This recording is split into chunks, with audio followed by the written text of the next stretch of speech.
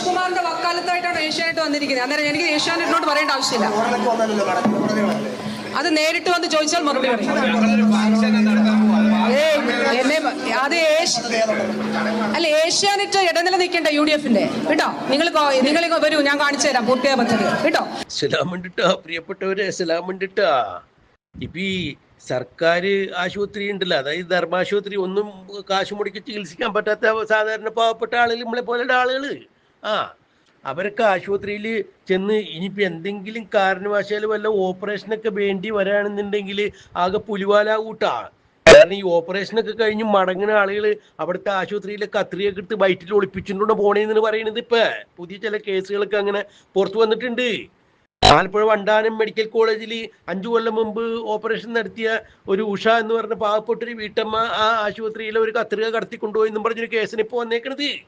5 കൊല്ലമായിട്ട് അവരുടെ വയറിൻ്റെ ഉള്ളിൽ കത്രികയുണ്ട്. അവർ യൂട്രസിൻ്റെ ഉള്ളിൽ ഒരു ട്യൂമർ വന്നിട്ട് അത് ഓപ്പറേറ്റ് ചെയ്ത് റിമൂവ് ചെയ്യാൻ വേണ്ടിയിട്ടാണ് ആശുപത്രിയിൽ ചെന്നതെന്നൊക്കെ ഇപ്പോൾ അവിടെയുള്ള ഡോക്ടർ ലളിതാംബിക എന്ന് പറഞ്ഞ ഡോക്ടർ വ്യക്തമാക്കുന്നുണ്ട്. പക്ഷെ ആ ഓപ്പറേഷൻ ചെയ്ത് ഞാനല്ല കേട്ടാ, അത് ഞാനല്ല.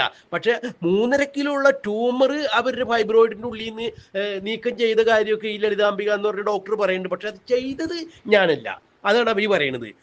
പക്ഷേ ഈ 5 കൊല്ലം മുമ്പ് നടന്ന ഈ ഓപ്പറേഷൻ കഴിഞ്ഞ് ഈ ഉഷ എന്ന് പറഞ്ഞ വീട്ടമ്മ വീട്ടിൽ പോയി കഴിഞ്ഞപ്പോൾ അവരുടെ വയറ്റിൽ കത്രിക എടുത്ത് വെച്ച് ഒളിപ്പിച്ചു വെച്ചുകൊണ്ട് കടന്നു പോയി എന്നുള്ള രീതിയിലാണ് ഇവന്മാരൊക്കെ വർത്താനം പറയുന്നത്. ഈ പിണറായി വിജയൻ സർക്കാർ എന്ന് അധികാരത്തിൽ വന്നോ അന്ന് തുടങ്ങിയ കുട്ടീശ്വരമുള്ളത് ഇത് ഇല്ലേ? ആശുപത്രിയിൽ കൂട്ടിരിപ്പിന് ചെന്ന് കഴിഞ്ഞ ഒരു അമ്മ തന്നെ ആശുപത്രി കെട്ടിടടിഞ്ഞ് വീണ് അതിൻ്റെ അടിയിൽ പെട്ട് മയ്യത്തായി ഇല്ലേ? എന്തിനീ കോഴിക്കോട് ഒരു ആശുപത്രിയിൽ ഒരു കൊച്ചിനെ പ്ലാസ്റ്റർ ഇടാൻ വേണ്ടി കൊച്ചു ഓടിക്കളിക്കുന്നതിൻ്റെ ഇടയിൽ വീണ് കൈയൊന്നും ഒടിഞ്ഞാണ്. പ്ലാസ്റ്റർ ഇടാൻ വേണ്ടി കുണ്ടിച്ചെന്ന് പ്ലാസ്റ്റർ ഇട്ട് കഴിഞ്ഞ് കുറച്ചു നാൾ കഴിഞ്ഞപ്പോൾ അതിൻ്റെ കൈ തന്നെ മുറിച്ച് കാട്ടുകളയേണ്ടി വന്ന് ഇല്ലേ? ഇത് എല്ലാവർക്കും അറിയാവുന്ന കാര്യം എന്തെന്നാ, ആ കൊച്ചു വീണ് കഴിഞ്ഞപ്പോൾ ആ കൊച്ചിൻ്റെ കൈ ഇങ്ങനെ ഒടിഞ്ഞപ്പോൾ അവിടെ പുറത്തൊരു മുറിവുണ്ടായിരുന്നു. ഈ മുറിവിന് യാതൊരു തരത്തിലുള്ള ചികിത്സയും ചെയ്യാണ്ട് ഈ ഡോക്ടർമാരൊക്കെ കൂടി ആ എല്ലൊക്കെ നേരെ അങ്ങോട്ട് പിടിച്ചിട്ട് പ്ലാസ്റ്റർ ഇട്ട് അത് ടൈറ്റാക്കി വെച്ച് കൈ പഴുത്ത് പുഴുവരിച്ച് പിന്നെ കൈ വെട്ടിക്കളയേണ്ടി വന്ന്. പറയണ ഇത്തിരി ക്രൂരമാണെങ്കിലും അങ്ങനെയല്ലേ പറയാൻ പറ്റുള്ളൂ. ആ കൈ മുറിച്ച് മാറ്റി കളയേണ്ടി വന്ന്. എന്നിട്ട് സർക്കാർ നൽകിയത് ആ വിനോദിനി ആ കൊച്ചിൻ്റെ പേര്, ആ കൊച്ചിന് 2 ലക്ഷം രൂപ കൊടുത്ത് അവരെ കേസ് ഒത്തുതീർപ്പാക്കി കൊടുത്ത്. എന്നിട്ട് ആ കൊച്ചിന് ആർട്ടിഫിഷ്യൽ ലിപ്പ് വെച്ച് കൊടുക്കേണ്ടി വന്ന്, കൃത്രിമ കൈ വെച്ച് കൊടുക്കേണ്ടി വന്ന്. അതിന് പ്രതിപക്ഷ നേതാവാണ് കാശ് ചെലവാക്കി കൊടുത്തത്. ഒന്ന് ഓർത്തു നോക്കണം. ഈ പിണറായി വിജയൻ അധികാരത്തിൽ വന്ന അന്ന് മുതൽ സാധാരണക്കാർക്കാണ് ഇടങ്ങേറും തുരിച്ചു നോക്കുക. അംബാനിക്കോ അദാനിക്കോ ഒന്നും കുഴപ്പമൊന്നുമില്ല, അവർക്കൊക്കെ എവിടെ വേണമെങ്കിലും പോയി ചികിത്സിക്കാൻ. ഈ ധർമാശുപത്രി സാധാരണക്കാരന് 5 പൈസ എടുത്ത് മരുന്ന് മേടിക്കാൻ, പാരസെറ്റമോൾ ഗുളിക മേടിക്കാൻ പറ്റാത്തവൻ എങ്ങനെ വലിയ ആശുപത്രിയിൽ പോണേ? അങ്ങനെ ചെന്ന് പെടുന്ന ആളുകളുടെ ഉള്ളിൽ ഇവർ ഓപ്പറേഷൻ കഴിഞ്ഞപ്പോൾ ഒന്നുമില്ലെങ്കിൽ പഞ്ഞു കുത്തിക്കയറ്റി വെച്ച് വിടും, അല്ലെങ്കിൽ കത്രിക കുത്തിക്കയറ്റി വെച്ച് വിടും, അല്ലെങ്കിൽ ഓപ്പറേഷൻ ചെയ്യാൻ എന്തുട്ടോ കൊടുവാള എന്തുട്ട് സാധനം നമുക്ക് അറിയാൻ പാടില്ല, അതൊക്കെ കയറ്റി വെച്ച് തുന്നി കെട്ടി വിടുമെന്നാണ് പറയണത്. അപ്പൊ അത് തന്നെയാണല്ലോ മനസ്സിലാകണത്.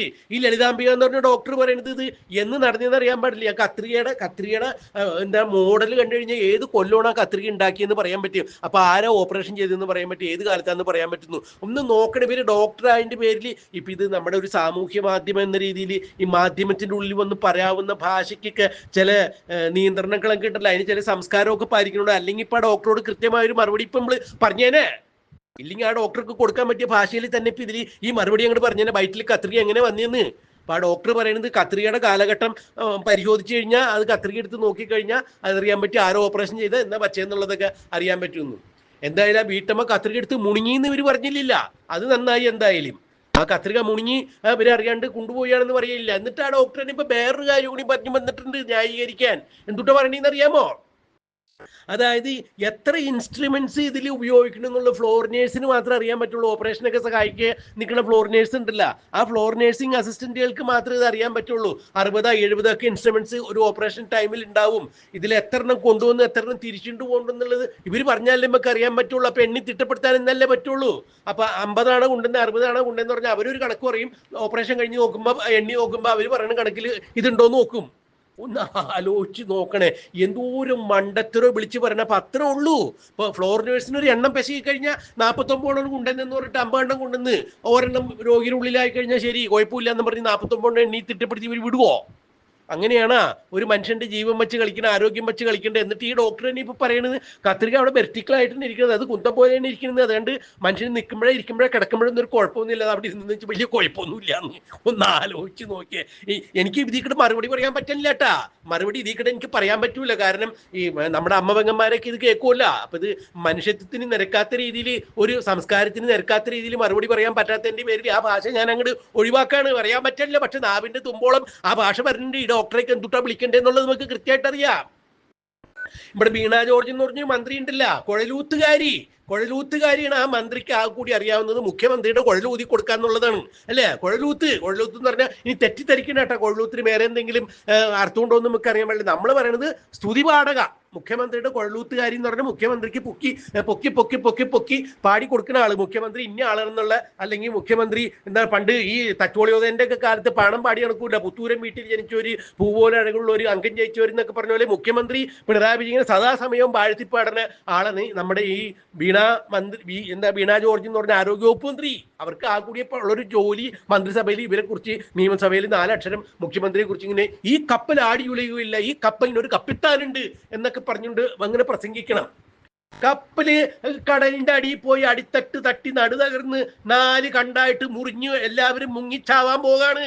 അപ്പോഴും ഈ പെമ്പർന്നോര്, ഈ മന്ത്രി പെമ്പർന്നോര് പറയണ, മന്ത്രി കൊച്ചമ്മ പറയണ ഭാഷ ഇത്തിരി മോശമാണെങ്കിൽ ക്ഷമിക്കണം, നാളെ ഇതിന്റെ പേരിൽ ജയിലിൽ പിടിച്ചു പോയിട്ട് നമ്മളെ ഇടിച്ച് ചോര തുപ്പിച്ച് ആശുപത്രി കൊണ്ടുപോയി ഓപ്പറേഷൻ ചെയ്ത് ശ്വാസകോശത്തിനുള്ളിൽ വേറെ കത്രിക എടുത്ത് വെച്ചാലും വേണ്ടില്ല, നമ്മൾ പറയാനുള്ളത് പറയും. ഈ മന്ത്രി കൊച്ചമ്മ ഇപ്പോഴും പറയണ് ആരോഗ്യ രംഗത്തിന് ഒരു തകർച്ചയില്ല, ഈ കപ്പൽ മുങ്ങൂല, കപ്പിത്താൻ ഇപ്പോഴും സുഖമായിട്ട് തന്നെ ആ സ്റ്റീറിംഗ് പിടിച്ച് തിരിച്ചുകൊണ്ട് കപ്പൽ ഓടിച്ചിട്ട് കൊണ്ടത് എങ്ങോട്ടാന്ന്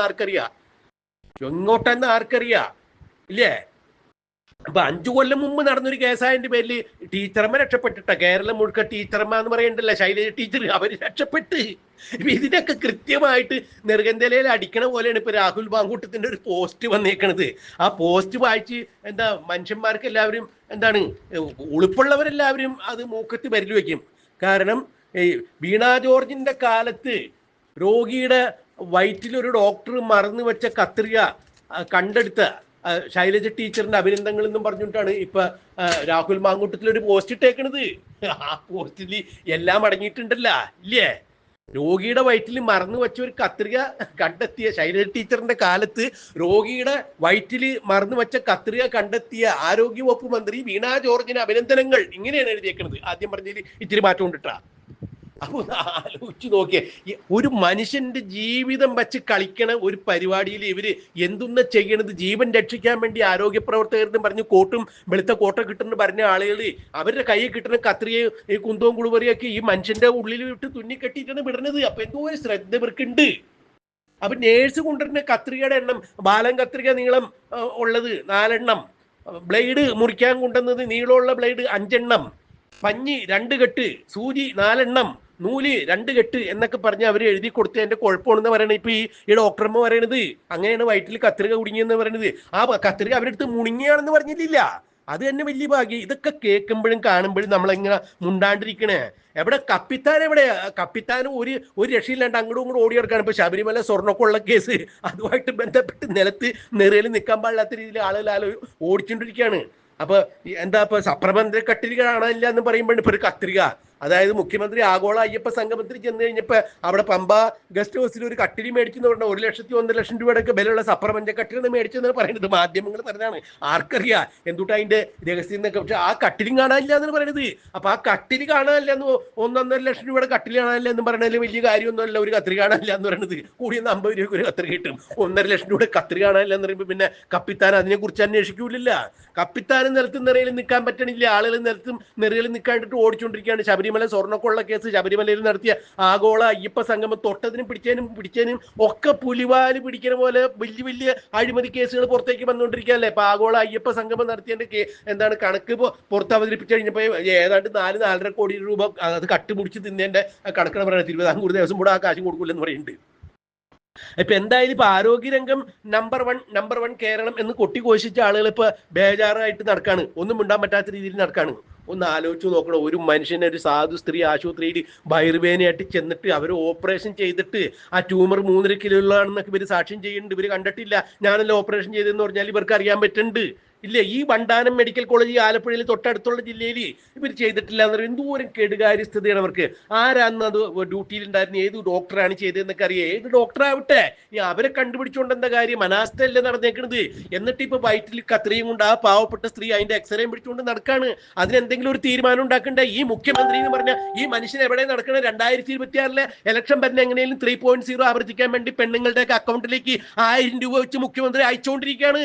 ഖജനാവിൽ പൂച്ച വെട്ടിയെടുക്കാണ്. എന്നാലും കണ്ണി കണ്ടോരടുത്ത് കൈ നീട്ടി കടം മേടിച്ച് 1000 രൂപ വെച്ച് അയച്ചുകൊണ്ടിരിക്കുകയാണ്. എന്തിനാ വോട്ട് കിട്ടി വീണ്ടും അധികാരത്തിൽ വരാൻ വേണ്ടിയിട്ട് പ്രിയപ്പെട്ട സഹോദരിമാർക്ക് ഒരു കൈത്താങ് എന്ന് പറഞ്ഞ മുഖ്യമന്ത്രി ഈ സഹോദരിക്ക് എന്തെങ്കിലും ഒരു കൈത്താങ് കൊടുക്കും. നിങ്ങളുടെ ആരോഗ്യ വകുപ്പിലെ ഡോക്ടർമാരുടെ അശ്രദ്ധ കൊണ്ട്, സർക്കാർ ആശുപത്രിയിലെ ഡോക്ടർമാരുടെ അനാസ്ഥ കൊണ്ട് വയറ്റിൽ കത്രിക സൂക്ഷിക്കേണ്ട ഒരു അവസ്ഥയിലേക്ക് ഒരു പെണ്ണുമുള്ള ഒരു പാവപ്പെട്ട വീട്ടമ്മ എത്തിയതിന് നിങ്ങൾക്ക് എന്ത് മറുപടി പറയാണ്ട് മുഖ്യമന്ത്രി?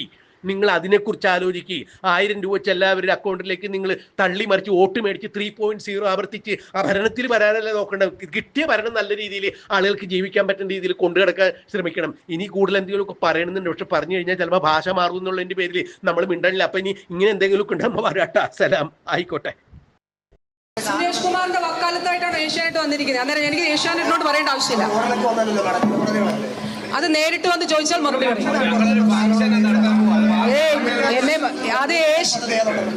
അല്ല, ഏഷ്യാനെറ്റ് ഇടനില നിൽക്കണ്ട UDFന്റെ കേട്ടോ. നിങ്ങൾ വരൂ, ഞാൻ കാണിച്ചു തരാം പൂർത്തിയായ പദ്ധതി കേട്ടോ. നിങ്ങളുടെ ഇതേ ആളുകളല്ലേ അപ്പുറത്ത് പൂർത്തിയായിട്ടുള്ള ഇൻഡോർ സ്റ്റേഡിയം ഉണ്ടോ ആന്റോ ആന്റണിയുടെ? 3 കല്ലിട്ട കല്ല് ഭൂമിക്കടിയിൽ നിന്ന് കുഴിച്ചെടുക്കണ്ടേ? ഏഷ്യാനെറ്റിന്റെ റിപ്പോർട്ടറിന്റെ പേര് കൃഷ്ണമോഹൻ. അപ്പോ അവരുടെ പൂർത്തിയാകാത്ത പദ്ധതിയും തുടങ്ങാത്ത പദ്ധതിയും UDF കല്ലിട്ടതാണ് അല്ലേ? ആണോ കൃഷ്ണമോഹൻ? അല്ല, UDFന് സ്റ്റേഡിയത്തെ കുറിച്ച് പറയാൻ എന്ത് ധാർമ്മികതയാണ് ഉള്ളത്?